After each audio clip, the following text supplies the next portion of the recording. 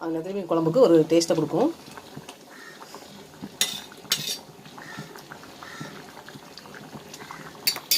இந்த மீன் சீக்கிரம் வந்துடும், கொஞ்சம் குட்டி குட்டியாக இருக்கனால. என்றைக்குமே நெத்திலி மீன் குழம்புக்கு புளி மட்டும் சேர்க்கக்கூடாது, புளி சேர்க்காம தான் வைக்கணும், அதான் டேஸ்ட்டே.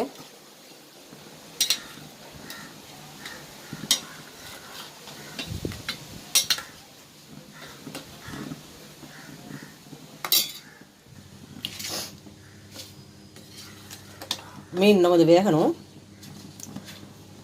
ஸ்டவ்வை குறைச்சா வச்சுருக்கேன், ரொம்ப கொதிக்கிட்டால் வந்து மீன் உடஞ்சிரும், தூள் தூளாக போயிடும்.